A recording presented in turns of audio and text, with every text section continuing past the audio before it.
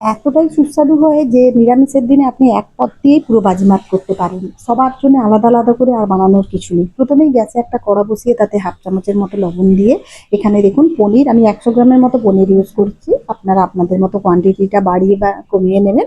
এরপর আমি পনিরটাকে এভাবে তেলে ভেজে নিচ্ছি। গোটাও ভাজতে পারতাম। আপনারা চাইলে ছোট, ছোট পিস করেও ভাজতে পারেন। আমি এইভাবে আর পনির ভাজতে বেশি সময় লাগে না। আমার কাছে এইভাবে ভাজাটা বেশি সুবিধে হয় বলে আমি এক গাদা তেল দিয়েও ভাজতে হয় না। পনিরটা ভেজে তুলে নিলাম। এবার পিস, পিস করে নেব। এখানে পটল, আলু ডুমো, ডুমো করে কেটে রেখেছিলাম। ছাল ছাড়িয়ে ধুয়ে পরিষ্কার করে পটলগুলো ১ম এ ভেজে নেব। এতটাই সুস্বাদু হয় যে এটা থাকলে আপনার পরিবারের সবাই এক পদেই বাজিমাত আপনি করতে পারবেন। এক পদ দিয়েই সেরে ফেলতে পারবেন। আপনাকে প্রত্যেকের জন্য আলাদা, আলাদা করে নিরামিষের দিনে আর কিছু করতে হবে না।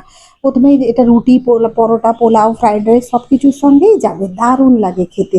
আপনি একবার আমার কথা মতো বানিয়ে দেখুন। আর যারা বানান তারা তো জানেনই এর স্বাদ কতটা হয়। পটলটা ভেজে তুলে নিলাম। এরপর আমি এখানে আলুটা ভাজতে দিয়ে দিলাম। আর আলুটা ভাজার জন্য আমি ১ম এ দিয়ে যেহেতু আলুটা সেদ্ধ করা নেই আমি একটু ঢাকা দিয়ে দিলাম। চন্দ্রমুখী আলু ইউজ করছি যার জন্য বেশি সেদ্ধ হতে সময় লাগবে না। ভালো করে আলুটাও একটু ভেজে নেব। দারুণ খেতে লাগে। আর নিরামিষ রান্নার তো ব্যাপারই আলাদা। যারা পটল পছন্দ করে না তাদেরকে একবার বানিয়ে দিতে পারেন। এখানে আমি একটু অল্প একটু আদা নিয়েছি পরিমাণ হিসাবে, ২ টো কাঁচা লঙ্কা নিয়ে নিয়েছি। তার সঙ্গে এখানে দেখুন ১ চামচ বা মানে ১ চামচ ভরেই জিরে দিয়েছি। আর একটু গোলমরিচ দিলাম। ঝালটা আপনারা আপনাদের মতো দেবেন। ২ টো ছোট, ছোট টমেটো দিলাম। দিয়ে এরপর একটা এটার পেস্ট বানিয়ে নিলাম।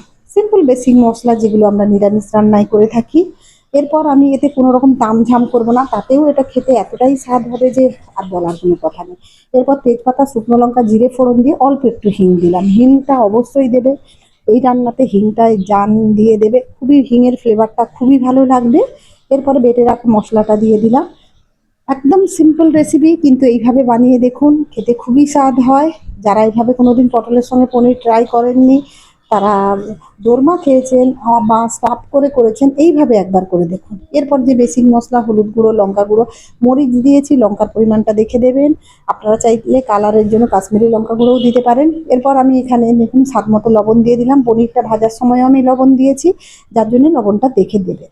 এরপর মশলাটাকে ভালো করে কষিয়ে নেব যতক্ষণ না মশলাটার কাঁচা গন্ধটা চলে যাচ্ছে, তেল মশলাটা থেকে বেরিয়ে আসছে। স্লো ফ্লেমে রেখে মশলাটাকে এইভাবে কষিয়ে নেব। মশলা যত কষানো হবে খেতে তত ভালো লাগবে।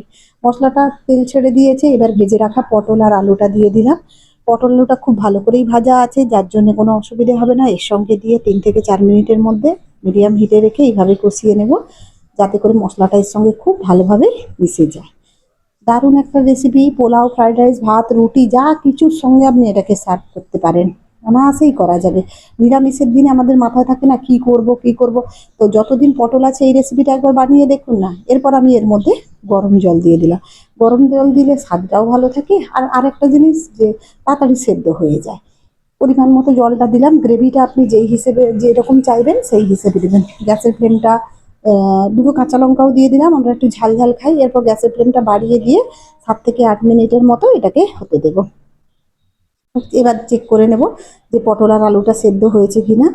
চন্দ্রমুখী আলু সেদ্ধ হতে বেশি সময় লাগবে না। সুন্দর সেদ্ধ হয়ে গেছে।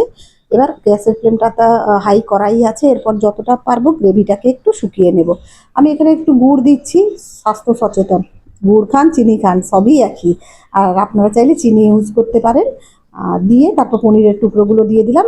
এরপরে এটাকে হাই হিটে কিছুক্ষণ ফুটিয়ে নেব। গ্রেভিটা যেরকম লাগবে সেই হিসেবে আমি এখানে আমার বাড়িতে হোমমেড গরম মশলা ইউজ করছি। আপনারা চাইলে প্যাকেটেরও করতে পারেন।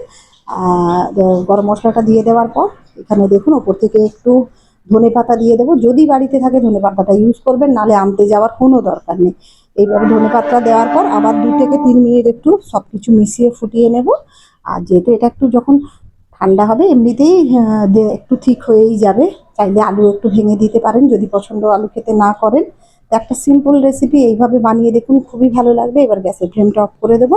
চলুন তাহলে গরমা গরম সার্ভ করে দেওয়া যাক। আপনাদের কেমন লাগলো অবশ্যই কমেন্ট করে জানাবেন। যদি ভালো লেগে থাকে একটা লাইক দেবেন।